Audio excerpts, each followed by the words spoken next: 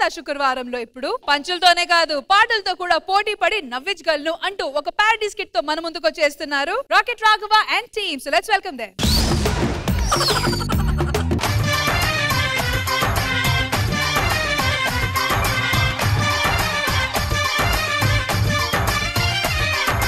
నమస్కారం మేడం. నమస్కారం సార్. నమస్కారం అండి. నా పేరు ఇంతకుముందు ఎన్నట్టే ఉంది. ఇంత చక్కటి పేరుని పెట్టుకున్నందుకు నాకు చాలా ఆనందంగా ఉంది. నాకు మాటల యుద్ధం అంటే ఇష్టం అండి. మాటల యుద్ధం ఎప్పుడైనా నేను చేస్తాను, అది సంగతి. ఈ రోజు ఇక్కడ ఇంకో కుర్చీ వేయించారేంటి? మీ మాటలు యుద్ధం అన్నారు కదా, ఒకళ్ళు ఉంటే బాగోదు కదా, ఇంకొకరిని దించుతున్నా. అబ్బో నాతోటి యుద్ధానికి అమ్మని చూద్దాం. ఉండదా ఆయన చూస్తాను, నువ్వు వణికిపోతా. గురు అంతా నా ఇష్టం,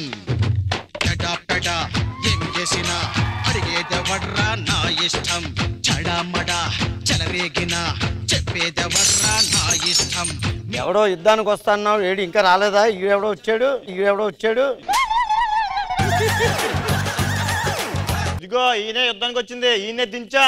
నీకు దమ్ము ధైర్యం ఉంటే నువ్వు మగాడివి అయితే 10 నిమిషాలు బట్టలు వేసుకుని నడుచుకుంటూ వెళ్ళి బెడ్ మీద పడుకుని అదే లిఫ్ట్ లో పైకి వెళ్ళి మళ్ళీ అదే లిఫ్ట్ లో కిందకు వచ్చి ఒక్కడివే 48 గంటలు చుట్టుపక్కల ఎవరు లేకుండా ఇటు కంప్యూటర్లు అటు వైర్లు పెట్టుకుని ఉండగలవా? వీడు ఐసీయూలో ఉన్నట్టుగా చెప్తున్నాడు. పిచ్చి పిచ్చి వేసాలేకు. క్వశ్చన్ అడిగి చెప్తాను నేను. క్వశ్చన్ అడగాలంతే కదా నీకుంది. నేను అడిగే ప్రశ్నకి నువ్వు గనక సమాధానం చెప్పగలిగితే ఒప్పుకుంటానయ్యా. ఒక రాజు ఉన్నాడు, అతని దగ్గర ఒకే ఒక కత్తి ఉంది. అతను 1000 యుద్ధాలు చేశాడు. ఎందుకని? బాగా ఆలోచించి చెప్పు, ఈ లోపల నేను శ్వేతకాష్టానికి వెళ్ళేసి వస్తాను. శ్వేతకాష్టం అంటే ఏంటి? శ్వేతకాష్టం అంటే తెలియదు నీకు? ధూమపానమయ్యా.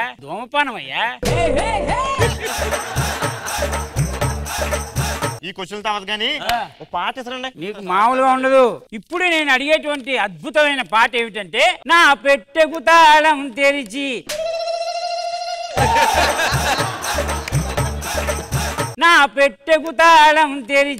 అబ్బ చాలా కాలం అయినది. వారు పట్టణం వెళ్ళిపోయారు,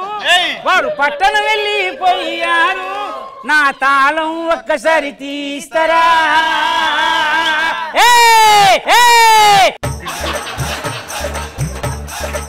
ఇందులో ఏముంది? చాలా బాగుంది. ఏమి లేదు, నీకు తెలిసే కదా. అది ఏముంది, నీ వయసు కాదు, నీ పరిస్థితి కాదు. అది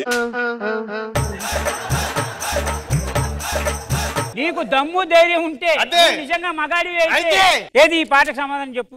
ఎంత గొప్ప పాట అండి నిజంగా. ఆ కవి మహానుభావుడు ఒక స్త్రీ కష్టాన్ని ఎంత చక్కగా వివరించాడండి. స్త్రీలు ఇంట్లో ఉంటారు, ఆ మగవాళ్ళు దేశాలు పట్టు తిరుగుతూ ఉంటారు. ఎప్పుడో పుట్టింటి వాళ్ళు పెట్టిన పెట్టే మూల పడింది, అందులో ఏముందో తాళం తీయాలి, నగలు బయటికి తీయాలి. అర్రే ఎలాగని బాధపడుతుంది. ఇదే టైంలో వీధిలో నుంచి తాళాలు బాగు చేస్తాం అని ఒకడు వెళ్ళిపోతున్నాడు. అప్పుడు అతగాడిని పిలిచి మా పెట్టెకు తాళం తీసి అబ్బా చాలా రోజులు అయ్యిందని చెప్పింది. ఇంటి వాడు ఎక్కడో పట్నం వెళ్ళిపోయాడు, వచ్చి తాళం. మహానుభావ కవి, నీకు 1000 వందనాలు తండ్రి. ఎంత చక్కగా బోధించాడు. ఇది తాత్పర్యం. ఇప్పుడు నేను ఒకటి విసురుతాను, చెప్పండి. గూట్లో ఉంది బెల్లం ముక్క, గుట్టుగా నోట్లో పెడితే జారుతుంది మెత్తగా. అమ్మని అడిగితే పోపో అంది, అల్లుడింటికే పోపో అంది. ఇప్పుడు అతగాడిది బెల్లం బిజినెస్.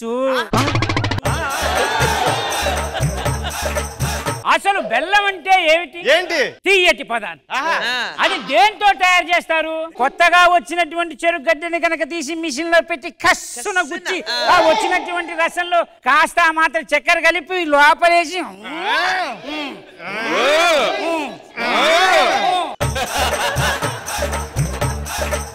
అని అలా తీసి ఎండకి ఎండబెట్టి ముక్కలుగా కోసి బెల్లం పెడితే అబ్బబ్బబ్బబ్బబ్బ రచయిత రాశాడండి. అంతే, నోట్లో పెట్టుకుంటే కరిగిపోద్ది. గూట్లో ఉంది బెల్లం ముక్క, ఎందుకునుంది? బయట ఉంటే చీమలు పడతాయి కదా. ఇప్పుడు అప్పుడు ఆ పిల్ల తల్లి దగ్గరికి వెళ్ళి ఏమని అడిగింది? అమ్మా బెల్లం ముక్క పెట్టమంది. ఏముంది? బెల్లం ముక్క పెట్టవే అంది. అప్పుడు అమ్మేమంది? అల్లుడింటికి పోపో అంది. అప్పుడు ఆ పిల్ల వెళ్ళి వాళ్ళ హస్బెండ్ ఏమని అడిగింది? బెల్లం పెడతావో లేక సున్నం పెడతావో, నీకు దండం పెడతా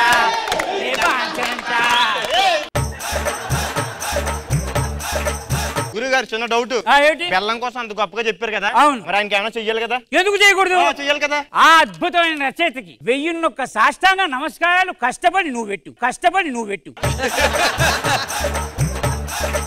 మీరు చెప్పడం ఏంటి, నేను పెట్టడం ఏంటి? వాడి ముందు నేను తలదించడం ఏంటి అసహ్యంగా? ఇప్పుడు ఒక పాట విసురుతా, దానికి చెప్పండి. విసురవయ్యా. జ్వరం వచ్చింది, ఆయొచ్చింది, చెమటొచ్చింది, ఏటేటో అయిపోతుందో మామ, ఏటేటో ఏటంతావో.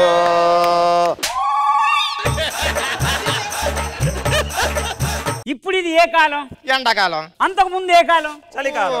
మరి సడన్ గా వెదర్ వాడితే జ్వరం వస్తుంది, జలుబు వస్తుంది, దగ్గు వస్తుంది, ఏటేటో అయిపోతుందో రాంబాబు. డాక్టర్ గారి పేరు రాంబాబు. ఒక డాక్టర్ గురించి ఆ రచయిత రాసినటువంటి ఆ అద్భుతమైన విషయం, అతను పడే కష్టం, అతను గురించి ఒంగు చిట్ట చివరి ప్రశ్న. అల్లమ్మ పిత్త అందే, అల్లమ్మ పిత్త అందే, అల్లమ్మ పిత్త అందే, అల్లమ్మ పిత్త అందే. ఎంతకు తెగించారా? ఆలి ఆలి అలిబిలి అలిగి రంగోలి, జాలి జాలి అలిబిలి అలిగి జగాలి. అల్లమ్మ పిత్త అందే, అల్లమ్మ పిత్త అందే, అల్లమ్మ పిత్త అందే, అల్లమ్మ పిత్త అందే, అల్లమ్మ పిత్త అందే, అల్లమ్మ పిత్త అందే. ఇటు అడిగిన ప్రశ్నకి టకామని సమాధానం చెప్పి ఓడిపోయానని నా కాళ్ళకి నమస్కారం పెట్టుకుని వెళ్ళిపో. ఇక్కడ స్వదేశీ పాటలు పాడాలి, విదేశీ పాటలు పాడకూడదు. ఇది విదేశీ పాట ఏమిటండి? ఈ పాట ఎక్కడ నేను వినలేదు. ఇలాంటి పాటలు పాడితే నేను జవాబులు చెప్పిన మా ఇంట ఉండలేదు, ఏమనుకుంటున్నారు? ఓడిపోయానని చెప్పు, నేను చెప్తాను. సరేనయ్యా, నేను ఓడిపోయాను, దాని అర్థం ఏంటో నువ్వు చెప్పు. అల్లమ్మ పిత్తాందే, అల్లమ్మ పిత్తాందే, ఆలి ఆలంటే ఎవరు? పక్కింటి వారి ఆలి, వాళ్ళ భార్య పేరే అల్లమ్మ. ఆలి ఆలి అల్లెలే అల్లెలే హలాలి, జాలి జాలి అల్లెలే హల్లెలే హలాలి. అరే హబీ హబీబో, అరే హబీ హబీయో, హబీ హబీయో అంటే ఏమిటి? అంటే నచ్చినటువంటి అందగాడా. స్వదేశీ పాటలు పాడమని చెప్పాం. ఇక్కడ ఎందుకు స్వదేశీ పాడాలి? గెలవడం అంటే స్వదేశీ విదేశీ అని ఉండదు. అడిగిన ప్రశ్నకి టకామని సమాధానం చెప్పాలి, లేదంటే ఓడిపోయానని చెప్పు. ఓడిపోయాడు, డౌట్ ఏంటి? నేను ఓడిపోలేదు, మళ్ళీ వస్తా, తాత తీస్తా. గురుగారు మనం గెలిచేసాం, నా పరువు నిలబెట్టారు. మధ్యలో లిరికేదో ఏంటది? జాలి జాలి అలిలే అలిలి హబాలి, అరే హబీ హబీబో, అరే హబీ హబీబో, అరే హబీ హబీబో.